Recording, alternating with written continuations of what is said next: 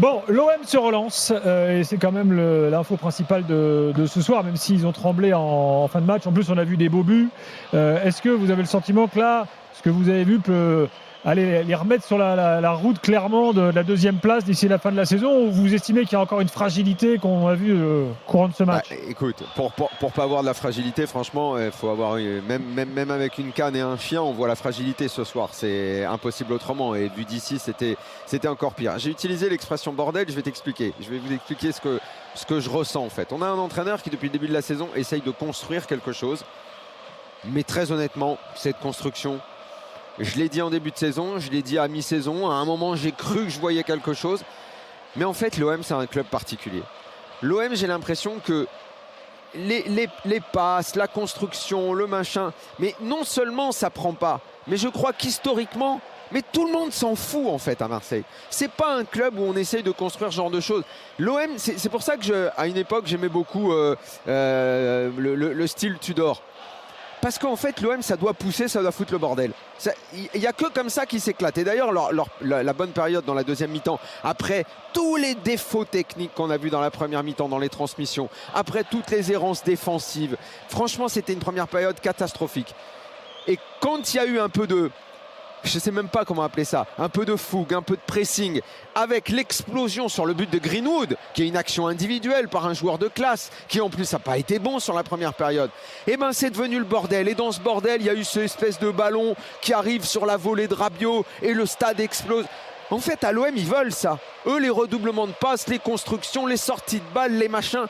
Honnêtement, je crois que dans le stade, mais tout le monde s'en fout. Ils veulent que ce soit le bordel, que ça pousse, que ça marque, qu'il y ait une sorte de furia qui s'empare de tout le Vélodrome. Il n'y a que ça qui les fait kiffer. Alors après, le reste, moi je ne sais pas, peut-être qu'un jour il va y arriver De Zerbi, peut-être qu'il va construire du jeu, peut-être qu'il... Mais en tout cas, pour l'instant, c'est pas ça qui marche. Moi je vois un entraîneur qui doit être sur le bord, il dit, on l'a bossé ça ? Ben, je crois pas en fait, parce que ce qu'on bosse, les sorties de balles, les machins, c'est que des mecs fébriles. La défense, on l'a bossé, mais merde, ils se font trouer comme c'est pas permis. Il y a des boulevards dans tous les sens entre le milieu et la défense. Et l'attaque, on a... ah non, on n'a pas bossé ça. Greenwood, il prend le ballon dans une zone où il est à l'envers de sa position normale, il envoie pied droit une frappe monumentale dans la lucarne de l'autre côté. Bon ben voilà, c'est ce que j'appelle le bordel à l'OM, et je crois que c'est ce que tout le monde aime en fait ici. Et pour l'instant, je ne vois pas d'autre issue pour eux. Alors, allez imaginer qu'ils vont faire 2, qu'ils vont faire 3. Je pense que de toute façon, ça c'est le truc, on va s'entendre tous. C'est qu'ils sont obligés de faire podium parce qu'ils ont les moyens de le faire. Puis alors, pour la manière et le jeu et tout ça, on repassera. Dis-moi, l'ambiance derrière toi, là, le stade est encore plein ou quoi là? Non, il y a une tribune, celle des fanatiques, qui a été, comment dire, un peu au-delà des limites ce soir parce qu'il y a énormément de fumée et ils sont restés. Encore plus que tous les autres qui sont sortis. Et l'ambiance, je t'assure, tous les gens que tu rencontres et tout, ils étaient flippés avant le début de la rencontre. On est en crise, comment ça va se passer?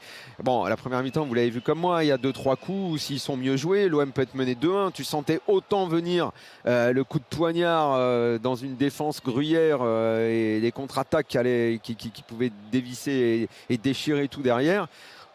Cette espèce d'épée de Damoclès, elle était là au-dessus du Vélodrome. Et les gens, à la mi-temps, mais c'était la tête baissée. C'était la tête baissée. Il y avait une inquiétude. Il y a absolument, Flo, tu fais bien de le dire. Il y a eu un moment pas mal de sifflets parce que ça reculait au lieu d'avancer sur le terrain. Et évidemment, nulle part les gens aiment ça, mais ici encore moins, quoi.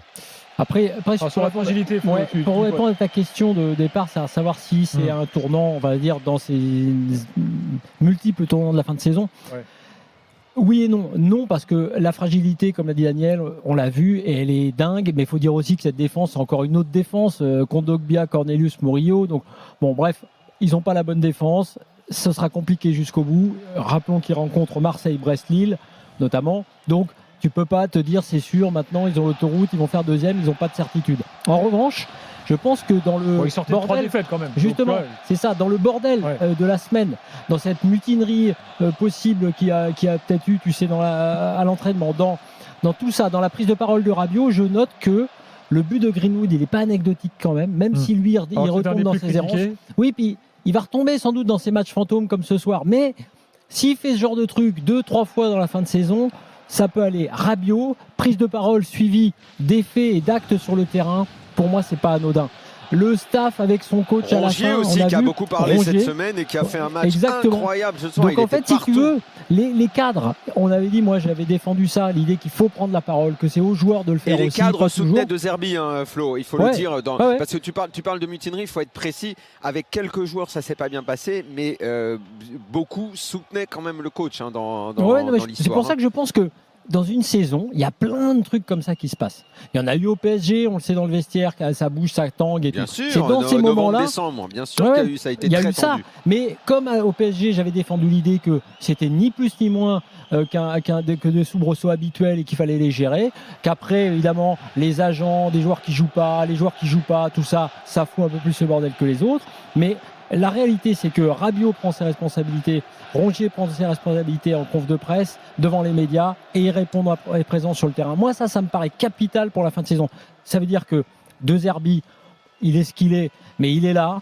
Le staff, il est là. Greenwood, on a vu beaucoup de sourires sur son visage, c'était pas habituel. Les cadres ont répondu sur le terrain, et ça, pour ta réponse, oui, je pense qu'effectivement c'est important pour la fin de saison, parce que leur calendrier, bon, il y a Montpellier, il y a Le Havre, mais il y a aussi, comme je l'ai dit, Marseille, Brest et Lille. Donc Non, pour prendre la deuxième place, Monaco, pardon. Il y a Monaco, samedi prochain, 17h, évidemment, qui va être le choc de cette journée. Ça commençait par une victoire ce soir parce que très humblement, cette semaine, on a même dit ici, si on fait victoire Toulouse et nul à Monaco, on sera pas mal. En plus, il y a eu le cadeau, cette défaite de Monaco complètement folle hier. Il y a eu tous les résultats qui se sont alignés en faveur de l'OM. C'est un excellent week-end au terme d'une semaine très mouvementée. Ça se termine sur une note parfaite, comptablement. Dans le jeu, s'ils revoient, ils vont se demander pourquoi toutes ces erreurs en défense, pourquoi à la fin c'était à ce point tendu, pourquoi dans le 3-2, j'en ai vu certains qui ont commencé à avoir peur et dans le stade c'était un peu... Le dernier coup franc, tu avais l'impression que ça allait craquer. oui. Donc il n'y a pas de certitude, mais ça va faire du bien. Je vais même te dire un truc. Ce qui se passe avec Toulouse, et avec on va dire la maladresse et les mauvais choix liés, on va dire quand même à un niveau de Ligue 1 qui est insuffisant, bien sûr. Parce que cette équipe dans la transition, son orga et la transition, nickel. Babika, aïe, ok, ça va très très vite, ok, ça va plus vite que Kondogbia et à chaque fois c'était danger et ok, la défense pas ça la démarre bien, mais ça termine derrière, pas bien. Il y en a une en première période, mais quand même, les mauvais il y en a choix. une en première période, celle où il doit centrer, il y a Magritte tout seul. Celle-là, elle peut faire un mal de chien à l'OM. Bien sûr, non seulement le 1 contre 1, le centre en retrait, le truc. Si tu as une qualité un peu supérieure en face, là, le challenge pour l'OM, il aurait été tout autre. Mais je vais te dire, Flo, c'est même pas tant une qualité supérieure, parce que je crois pas que Reims ait une qualité vraiment supérieure. C'est juste le gars qui a juste les fils qui se connectent à ce moment-là pour passer la balle au lieu de tenter un mauvais contrôle et une mauvaise conduite. De balle, la tête dans les chaussures, même pas capable de conduire la balle en levant la tête pour aller regarder s'il y a un mec qui se met en frais. Oui, mais tu sais, des mecs comme ça qui vont faire la bonne passe, ça peut également exister. Donc si sur ce coup-là il fait ça, déjà. En revanche, d'ailleurs, on parlera de Toulouse, mais tout à l'heure, mais c'est vrai que c'est les milieux et notamment les passeurs qui ont fait très très mal à l'OM, parce que effectivement il y avait quand même derrière des trucs, et il faut y revenir parce que sur cette fin de saison, cette histoire de ligne défensive et de problèmes défensifs, ça va forcément ressurgir à un moment ou à un autre. Moi j'ai vu Brest ce week-end, je peux te dire que bon courage contre Brest au Vélodrome. Ça va être chaud. Absolument. Et tu parles de la défense qui est bricolée parce qu'entre les absents et le fait tout simplement de ne pas trouver la bonne formule, on pourrait également s'interroger du milieu de terrain. Marseille, moi je les trouve trop seuls là. Rongier, Benasser, très seul. Benasser il fait encore une partie. Je ne sais pas ce que vous en avez pensé, mais c'est pas terrible du tout. Rongier, il a terminé à courir partout. Oui, très bon match, bien sûr, mais à courir dans tous les sens. Je ne sais même pas comment il perd pas la tête tellement il donne dans tous les. Rabiot obligé de redescendre. C'était pénible également au milieu, l'OM. Heureusement qu'il y a eu ce moment de fougue pour mettre les 2 buts là. Parce que vraiment, avec 2-3 coups mieux joués par Toulouse en première mi-temps, ça peut mettre encore plus. On fera une évaluation complète dans quelques minutes, dans quelques secondes. On aura Jonathan, supporter de l'OM, avec nous. Et puis évidemment, pendant les autres matchs du soir, comme tous les dimanches, on se retrouve tout de suite dans l'after pour continuer l'analyse de Marseille-Toulouse 3-2 pour l'OM ce soir. À tout de suite. RMC jusqu'à minuit.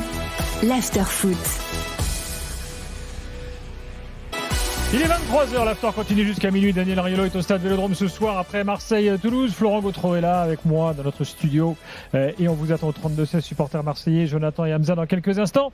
Je vous rappelle que demain est un grand jour pour l'after puisque demain l'after devient officiellement une chaîne de télé. L'after est toujours à la radio bien sûr, toujours disponible en podcast, toujours en direct sur YouTube.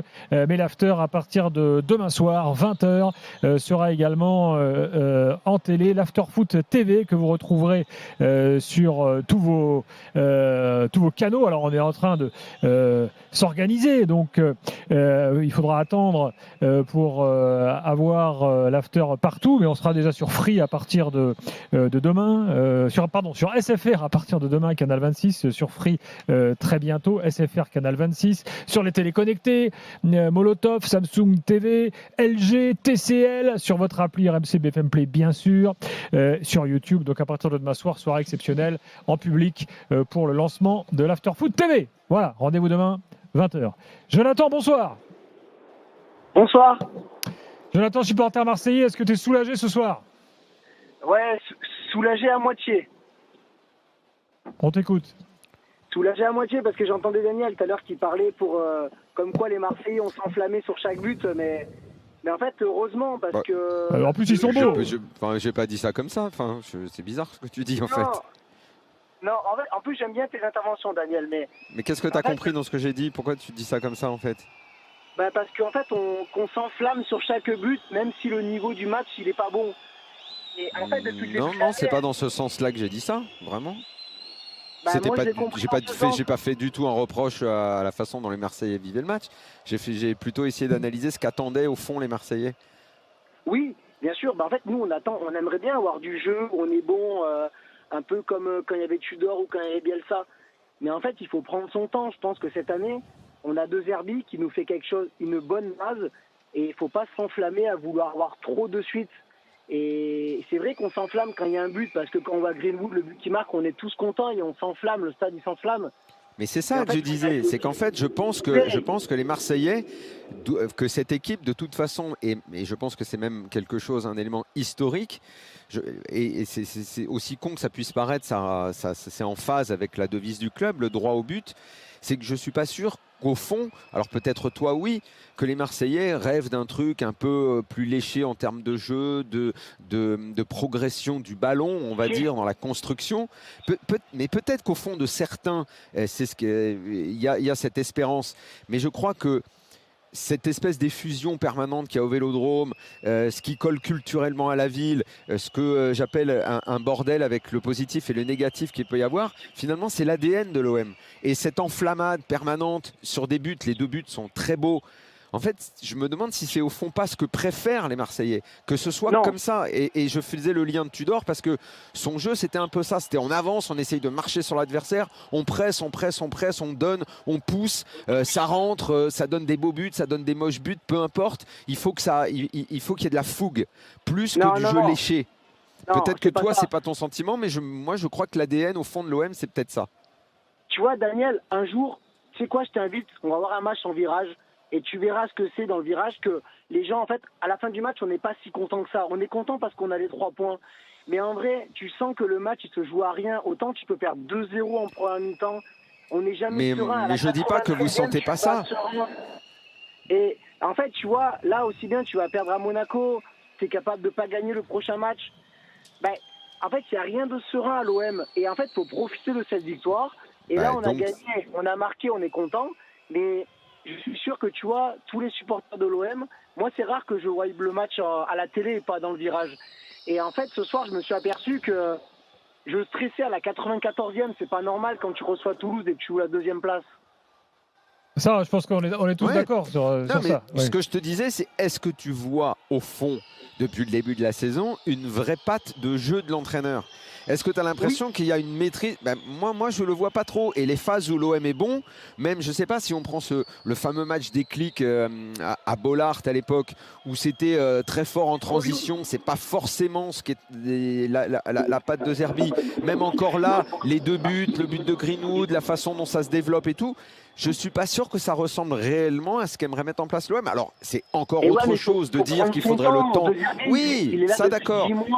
Ça d'accord. Oui, mais quelque part, si tu compares avec Rosenior à Strasbourg ou avec d'autres coachs, ça pourrait aller plus vite. Ouais, mais je ne sais pas si l'OM, avec l'attente qu'il y a ici, on a ce temps-là. C'est ça qui me perturbe. Je pense que... Bouge pas, Jonathan, Jonathan, je pense que, en fait, ce que dit Daniel est vrai. Tu as envie d'avoir une équipe qui pousse, tu as envie d'avoir plus de folie, sans doute. Mais c'est aussi un peu réducteur de penser que le peuple marseillais, les supporters marseillais sont prêts à se passer, on va dire, de quelque chose. Allez, on va dire même d'un coach intellectuel. Parce que je vais te l'élaborer autrement. Alors, finis et après, je vais te l'élaborer autrement. Juste pour finir, c'est que je pense que, en gros, l'OM mérite ce genre de coach. L'équipe peut avoir plus d'ambition. La seule différence, c'est à mon avis plutôt la capacité ou pas d'adaptation du coach en question à l'effectif qu'il a. Je pense que De Zerbi doit mettre un peu un mouchoir sur certains trucs et demander ce qui s'est passé ce soir. Quand tu regardes d'ailleurs les visages et la façon dont les mecs répondent aux interviews à la fin, Benasser à la mi-temps et les autres, Rabiot et compagnie sur le terrain, de courir énormément, beaucoup plus. La leçon du PSG cette année, c'est aussi en partie ça. Et donc, dans ce moment-là, il faut que De Zerbi effectivement fasse autre chose que de vouloir absolument composer intellectuellement ce qu'il a envie de faire. En revanche, je pense que l'OM, enfin les supporters, et Jonathan en est la preuve, mais c'est pas parce que c'est l'OM, c'est la ville de folie droit au but, qu'en gros tu dois leur dire mettons un mec qui met de la folie et des bons joueurs avec des fulgurances et ça suffira, tu vois. Alors, je vais essayer de te l'expliquer autrement. Moi, je crois réellement au facteur culturel. Est-ce que l'OM en Angleterre, c'est Liverpool ou Manchester United? C'est Liverpool. Est-ce que c'est Bayern ou c'est Dortmund? C'est Dortmund. Est-ce que c'est la Roma à Naples ou est-ce que c'est la Juve ou l'Inter? Dortmund, tu as des coachs intellectuels qui sont passés. Mais alors, je vais continuer. Est-ce que c'est Guardiola ou c'est Klopp, l'OM? Moi, je pense que c'est Klopp. Est-ce que c'est... alors, je parle du Mourinho première version. C'est plus Mourinho ou c'est Guardiola? Je pense que c'est plus Mourinho. Je pense qu'il y a des choses qui sont comme ça, qu'on peut essayer de les faire autrement. Ça a du mal à prendre parce qu'il y a une attente qui est différente, parce que le temps... on ne va pas le prendre ici, parce qu'au fond, la culture des Marseillais qui est plus dans la folie, dans le résultat... plus, je pense, que le beau jeu. Si tu prends la grande époque de l'OM, il n'y avait pas forcément de beau jeu, il y avait des beaux joueurs. Mais Goethals, c'était pas un entraîneur qui faisait très très bien jouer son équipe. Quand ça jouait bien, c'est parce que les joueurs étaient bons. Parce que il y a eu des joueurs de classe dans cette époque. Première version Francescoli, il y avait moins de classe. Après, c'était efficace parce que tu avais des bons joueurs, parce que tu avais des tauliers. Mais le milieu de terrain de l'époque Goethals, c'est pas des grands footballeurs. C'est devant, où tu as un Pelé qui est un peu artiste et Waddle devant. Et en plus, il n'y est pas en 93, Waddle. Donc, je pense qu'il y a des facteurs culturels et que l'OM, plus dans un camp que dans un autre. On a fait un choix avec De Zerbi, il va falloir qu'il trouve l'équilibre, le bon équilibre dans la furia, dans le caractère profond et du stade et de l'attente des gens ici. Je crois profondément à ça. Encore une fois, je te répète, je pense que c'est... Alors si Klopp pour toi, à la limite l'image intello, je ne sais pas trop si ça a un sens, mais c'est pour ça que c'est plus Klopp que Guardiola, tu comprends? Alors je suis d'accord avec toi, c'est plus Klopp, mais tu vois Klopp, et j'en reviens finalement à une notion sur laquelle on a beaucoup débattu, qui est celle de projet, entre guillemets. Si tu choisis De Zerbi et si tu choisis un peu de stabilité, parce qu'en fait, c'est ça l'enjeu. Et ce qu'on a reproché à Longoria, qui dit lui-même vouloir installer de la stabilité, mais qui n'y arrive pas. Je parle en termes de coach et même d'effectifs. Eh bien, tu dois te dire que tu dois essayer de construire avec les principes de ce coach. C'est-à-dire de lui dire aussi dans ces moments-là où ça tangue, de faire comme tu as dit, de garder cet ADN parce que c'est le cas. Moi, je trouve que Rabiot, par exemple, c'est un caméléon. Rabiot, il est différent dans ce stade avec l'OM que ce qu'on a vu, faire ailleurs. Donc ça, c'est la bonne attitude. Ça, c'est un mec intelligent. Il est en train de s'imprégner effectivement d'une culture. Tu vois, il y a des mecs qu'on n'a pas vu comme lui haranguer le public comme ça. Ça, c'est l'OM.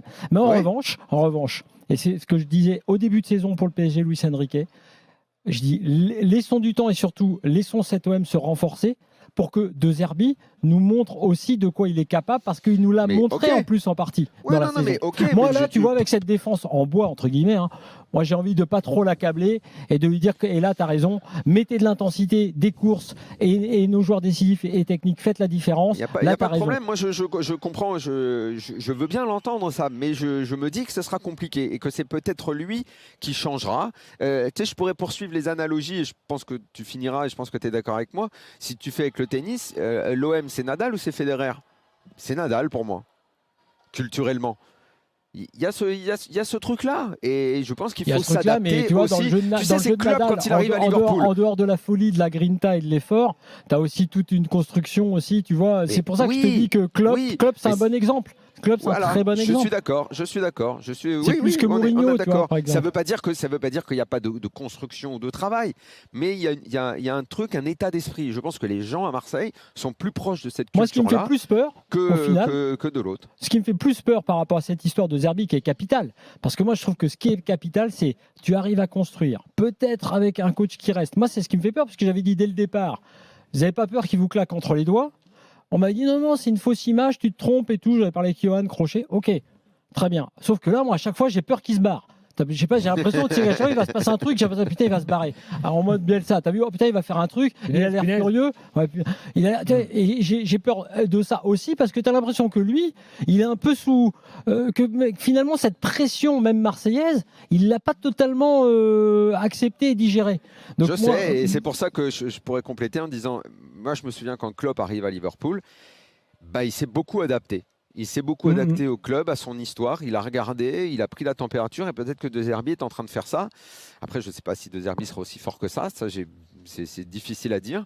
Mais il y a des coachs comme ça qui doivent également s'imprégner de l'ambiance dans laquelle ils sont. Et cette patience, quand De Zerbi dit prenez votre temps, faites ci, machin. Ça, d'accord. Ici, c'est plus dur. Tactiquement, ça, c'est un vrai point. En revanche, sur le caractère et le tempérament, à la fois, je trouve dangereux. Enfin, j'ai toujours, je te dis, un peu peur qu'il pète les plombs et qu'il s'en aille. Mais d'un autre côté, je trouve qu'il est raccord sur ça aussi, enfin sur la façon qu'il a d'être volcanique, on va dire, hein, à la fois sur le banc et avec ses joueurs sans doute aussi. Là, pour le coup, il est raccord et il semble, on va dire, attaché à cette fibre-là. Et ça peut fonctionner parce que les gens le ressentent. Enfin, tu vois, je trouve qu'il y a une proximité plus évidente entre De Zerbi et le Vélodrome qu'entre Elibop et le Vélodrome, par exemple. Tu vois. Bon, revenons un peu au match de ce soir. Ça oui. Les gars, Jonathan, tu veux rajouter un truc au débat là? En tout cas, tu sais que c'est un bon tu préfères à faire, ça, ce que j'ai fait tout à l'heure. C'est pas mal en effet. Ouais, Jonathan, vas-y. Ouais, en fait, il faut pas tout dire de Zerbi. De Zerbi, aujourd'hui, on n'est pas tous d'accord avec le jeu qu'il produit. Mais en fait, il faut de la stabilité à Marseille. Et regardez les virages. Juste les virages. Est-ce que depuis le début de l'année, vous avez entendu des De Zerbi dégages? Non. Tout le monde a envie de voir. Voilà, oui, c'est vrai. En fait, c'est vrai. On se dit quoi? En fait, pour une fois, tout le monde est d'accord. Moi, je suis au Winners. Et on est tous d'accord en disant on veut de la stabilité, on fait confiance à la direction. Alors, je vais mettre un petit bémol. Jonathan, 2 ans, 3 ans. Jonathan, tu as raison et c'est très bien et c'est important. Mais petit bémol, je me souviens pour être allé à Marseille le soir de Marseille PSG. Alors évidemment, c'était pas un sondage, hein, mais comme on a entendu beaucoup de gens, à la mi-temps et à la fin du match, t'entendais des choses pas très amènes à son encontre. Mais bon, voilà. Après, c'était un moment particulier. Jonathan, merci beaucoup. Dans un instant, on revient au match. On va faire une évaluation. Hamza est avec nous. Il veut parler de la défense. Hamza, dans quelques instants. Et puis les autres matchs du soir également sur ton programme. Plus Julien Laurence tout à l'heure pour le derby de Manchester. À tout de suite dans l'after. RMC, l'after foot. RMC, jusqu'à minuit. L'after foot. Gilbert Bribois. 23h17, Florent Gautreau est là, Daniel Riolo est au stade Vélodrome ce soir après Marseille-Toulouse. On va attaquer l'évaluation avec Hamza qui est avec nous au 32-16. Hamza, bonsoir. Bonsoir. Hamza, homme du match, Adrien Rabiot? Oui, quand même. Parce que, bon, moi, la seule chose à dire que j'ai à dire ce soir, c'est l'essentiel, c'est les 3 points. Ah, alors écoute, vas-y, alors si tu as 3 points. Alors que, personnellement, moi j'ai très très peur pour cette défense-là. Non, il voulait te dire. Ah, d'accord. J'ai Ouais, ok. il J'ai voulait tellement dire- l'habitude, Ah, excusez-moi. non, Premier t'inquiète pas, degré, t'inquiète pas. vraiment. Ouais, c'est les 3 points du match, tu vois. C'est la victoire, quoi. Ah, tiens, Ouais, ouais. écoutez, Quentin Merlin, c'est en direct dans la zone d'interview. Ensuite, Hamza, on te redonne la parole. Allez. Non. Forcément, on regarde les matchs, on a su les mauvais résultats des équipes qui étaient à la course pour la deuxième place. Donc, on l'assume. Après, dans tous les cas, nous, c'était la victoire qui était obligatoire. Et après, c'est sûr que récupérer notre deuxième place, c'était aussi très important et c'était la clé à la fin du match. Voilà, Quentin Merlin. Justement, on parlait de la défense. On peut considérer comme homme de couloir, il en fait partie. Alors, parler des occasions, là. Ouais. Bah après, on savait pas trop à quoi s'attendre. Après, nous, on n'avait qu'une chose en tête, c'était la victoire. Après, bien sûr, quand on a vu que le public était présent, les supporters étaient mais de l'ambiance comme tous les week-ends, ça nous a aussi donné de la confiance à chacun. Ça nous a encore donné un supplément d'âme en plus, comme vous savez ici. Donc c'est nous, on les remercie, on demande de continuer jusqu'à la fin de saison pour aller chercher cette deuxième place. Voilà pour Quentin Merlin après match. Ouais, rien d'essentiel. Va. Oui, c'est pour ça qu'on va s'arrêter. Bon, on est sur la défense. Hamza, tu veux dire quoi donc sur la défense? Qu'aujourd'hui, heureusement que Toulouse n'est pas efficace devant, sinon on prend la foudre. Parce que déjà, Cornelius Sambalerdi, il est totalement perdu. Kondogbia met d'une lenteur pas possible. Il y a une action, il a 5 mètres d'avance sur l'attaquant. Il réussit à lui passer devant. Donc vas-y, va comprendre cette histoire. Murillo aujourd'hui, il a été catastrophique. Et ouais, bon, Merlin. Ah, je serais pas aussi définitif et catastrophique. Non, je te trouve dur. Sur Cornelius, je suis d'accord. Sur Kondogbia et la vitesse, je suis d'accord. Il avait un petit client en plus. Le truc, c'est en termes de honnêtement, vitesse. Flo, c'est un sacré chantier. Marseille, Non, mais c'est un je suis énorme d'accord, chantier. mais après, Si tu regardes les autres équipes de Ligue 1, si tu regardes la défense de Lille, c'est mieux. Après, en Ligue 1, c'est un peu compliqué. Ouais, On peut pas dire y a qu'on a des des- cracks partout.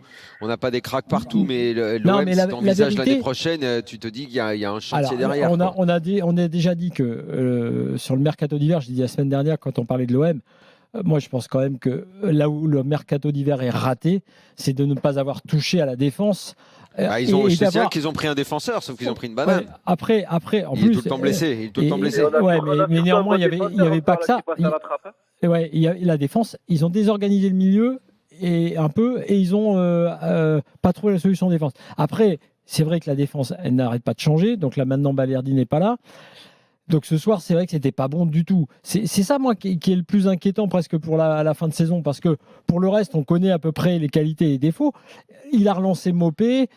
Tu vois, il y a des choses il a quelques ressources, tu vois, sur le banc. Mais derrière, après, je te trouve dur sur Murillo parce que Murillo, il a joué son rôle.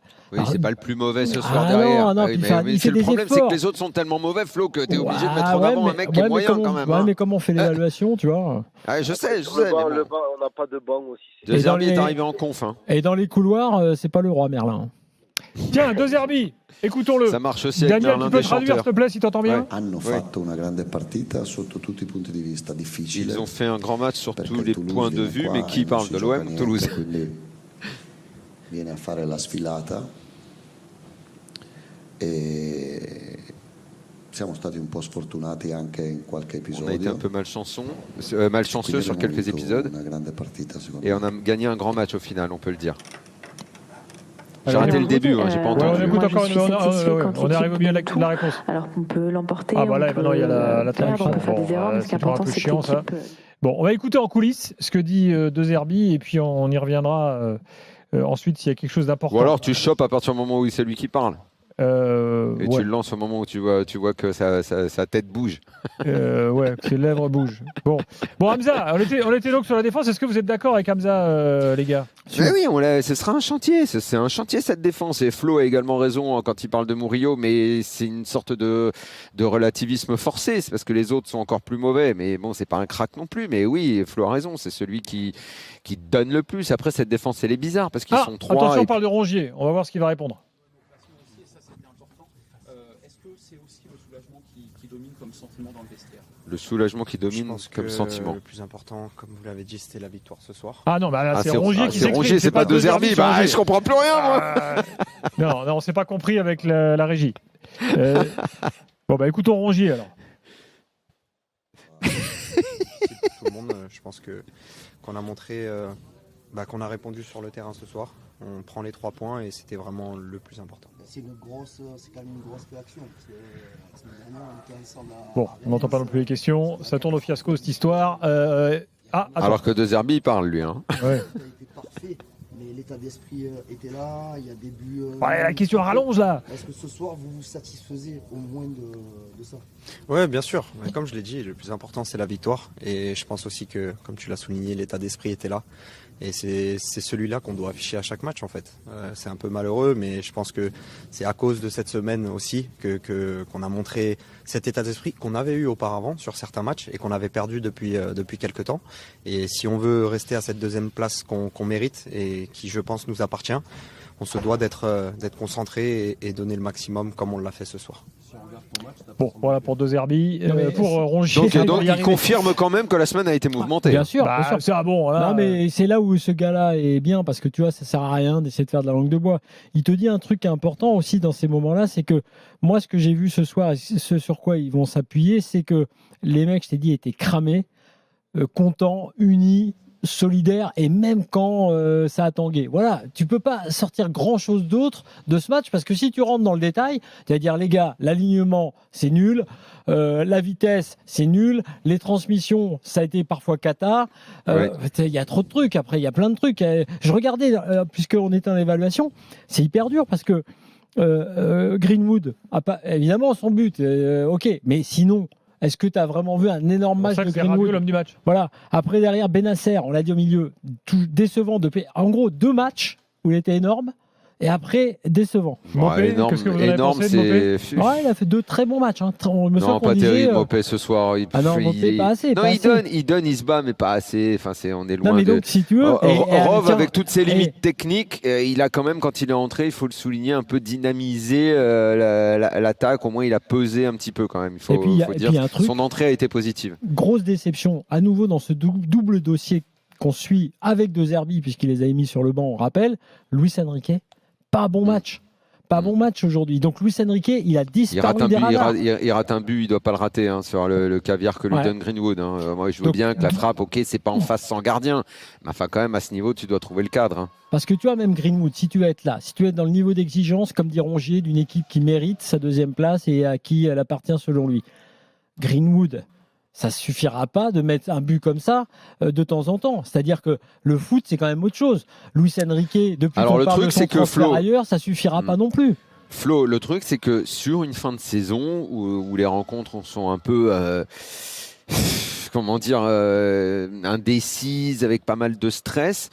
Greenwood peut à nouveau, comme au début de l'année, être un peu providentiel. C'est-à-dire que les gestes de classe d'un homme un peu isolé, à qui finalement on est bien obligé, parce qu'on ne peut pas donner les clés à quelqu'un d'autre dans le secteur offensif, parce que c'est lui qui peut avoir les gestes que les autres n'ont pas.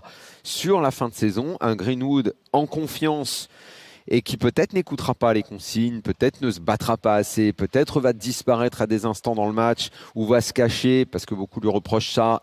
Et oui, c'est peut-être à juste titre, mais dans cette Ligue 1 où d'un week-end à l'autre, des équipes perdent des matchs qu'elles ne doivent pas perdre, vont gaspiller des points à droite à gauche, c'est quand même bien de l'avoir. Alors, ça voudra pas dire que l'année prochaine, quand tu vas devoir avoir les 2 matchs par semaine, tu vas vouloir avoir d'autres ambitions. Ce genre de comportement-là sera acceptable. Je dis juste, sur les 6 matchs qu'il va rester maintenant, à la place de De Zerbi, je le chouchoute bien comme il faut, même si ça me gonfle un peu de le faire, même si je trouve que c'est pas un méga esprit par rapport au groupe, parce que trop souvent, il se planque un peu.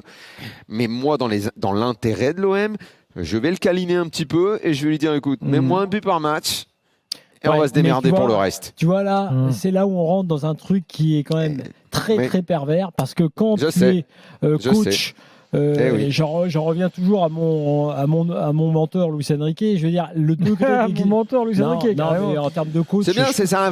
Tu vois là, on est quand même dans quelque chose d'important.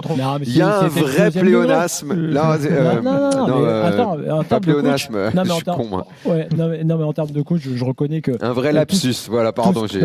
Tout ce qu'on voit de ce qu'il fait est intéressant parce que c'est transposable, parce qu'il n'y a pas que des choses, c'est pas que c'est génial, c'est juste que le degré d'exigence que tu as, c'est si tu dis à Greenwood là aujourd'hui, en gros, si tu lui dis c'est ok, tu ne peux pas tout dupliquer. Non, mais c'est pas ça. Attends, c'est juste pour ce dossier-là. Je dis, si à Greenwood, tu lui fais comprendre qu'en gros, ça suffit, je pense pas que ce soit un message top. Même si j'ai bien compris que d'ici à la fin de saison, oui, s'il te met un but par match, ok. Moi, je te dis qu'avec la saison qui viennent de passer et dans le bordel de cette Ligue 1 ou d'un week-end à l'autre, on comprend rien et on a tous la tête à l'envers.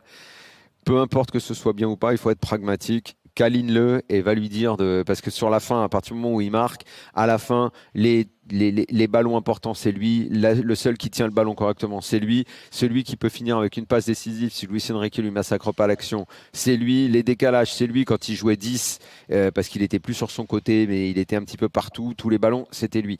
Pour le reste, tu as raison, Flo, sur l'état d'esprit. Mais tous, et je crois pas qu'on peut dupliquer toutes les choses d'un club à l'autre, parce qu'en plus, à Paris, on est entouré différemment que les joueurs vont l'être à l'OM en termes de qualité technique. Eh bien, écoute, moi, je pense que l'OM va avoir besoin de Greenwood et va avoir besoin de ses buts et va avoir besoin de son talent qui est bien supérieur à celui des autres et à beaucoup de joueurs en Ligue 1. Si on met PSG à part, il est quand même dans les joueurs les plus forts de cette Ligue 1. Et pour tout le reste, tout le monde sait ce que je pense de lui et que j'aime pas les joueurs à qui on va faire des petits cadeaux et tout. Mais parfois, vu les circonstances, qu'est-ce que tu veux faire ? Moi, je pense que l'OM va devoir se résoudre à se cacher derrière lui. Ouais. Et après, juste un point quand même, effectivement, parce qu'on l'a dit, mais en disant juste que c'était le joueur du match, je pense vraiment que Rabiot prend une dimension différente, à la fois en termes de leadership, mais aussi de buteur. Parce que il met beaucoup. Bon, le but est beau, mais ça veut dire qu'il, en dehors du travail et de la construction, et on va dire là, même de la défense. Comme disent les politiques, tu as une séquence Rabiot qui est hyper positif pour lui en fait. Mais bien sûr, et puis ça montre surtout un truc en termes mental. Je pense que ce gars-là, derrière cette allure un peu nonchalante, il se positionne après le match d'avant en disant comme le taulier, on le sait, on sait ce qui se passe pendant la semaine. Là, il marque. Oui, puis même moi, j'inclus même la parenthèse de Parc. Hein. Bah, bien sûr. Bah, tu le vis le truc là, avant, pendant, après le brassard, le truc. Oh, le mec est quand même. Si là, tu peux pas dire le mec se planque. Je veux dire, je suis désolé, mais le mec, il arrive à l'OM, il se prend un tombereau de trucs. Ok, il assume, il s'éclate, il fait vibrer le stade, il marque des buts de la tête, du pied, de tout ce que tu veux. Il organise, il rameute, il engueule ses partenaires. Derrière, tu as intérêt d'être bon parce que sinon, il y a les mecs qui vont lui chier dans les bottes en disant il est gentil, mais il se prend pour un autre. Ah, bah, le mec, honnêtement, si tu m'avais dit quand il est arrivé, moi j'étais très content pour la Ligue 1. Mais je ne savais pas ce que ça allait donner, effectivement, qu'on ferait ces commentaires-là sur lui avec ces stats-là à ce moment de la saison, quand même. Lui, il est à la hauteur du club, de la Ligue 1, de ce qu'on attend d'un mec comme lui, d'un international, quoi. Hamza, tu veux dire autre chose ?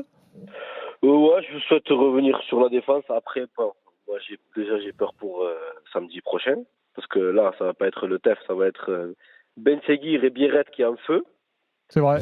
Donc ça fait peur. Après, moi, perso, je suis la direction de l'OM. On met tous les égos de côté et on relance Mbemba. Mbemba toujours dans les parages. Merci Hamza. Ouais, mais là, tu vas pas le relancer à ce moment-là de la saison. Hein. Le mec, il joue pas depuis hyper longtemps. Oui, là, c'est un peu compliqué. Tard, en effet. Ouais. Il n'a pas joué de l'année, le mec, quand même. Bah oui, il est au placard. Il y a Paris Mumbagna, Daniel, qui revient. C'est revenu avec Jean-Pierre Papin, vous avez vu. Paris Mumbagna. Ah, l'alerte est là, c'est le moment pour tenter votre chance pour l'expérience RMC pour gagner vos places pour PSG Aston Villa d'après-demain. C'est à 21h, vous êtes d'après-demain, non, dans 3 jours, c'est mercredi, pardon. Donc vous avez 5 minutes à partir de maintenant pour envoyer PSG par SMS au 732-16, PSG par SMS au 732-16.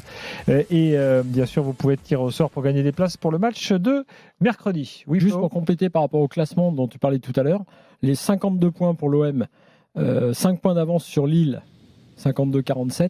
En Ligue 1, c'est le plus faible écart entre le 2e et le 7e depuis 25 ans. Ah ouais, 23 il y a un ans, pardon, suspense 23 quand même. À 6 journées de la fin, évidemment, d'une saison. Donc c'est Exactement. vrai que ce truc. Pour moi, ça signifie aussi à quel point la Ligue 1 a perdu en qualité. Ah bah complètement, parce que la déperdition qu'on a vue encore ce week-end et qu'on expliquait la semaine dernière, ce qui me faisait dire d'ailleurs que Strasbourg pouvait monter dans le bus, ça s'est vérifié. Défaite de Monaco, défaite de Lille, défaite de Nice, enfin bref.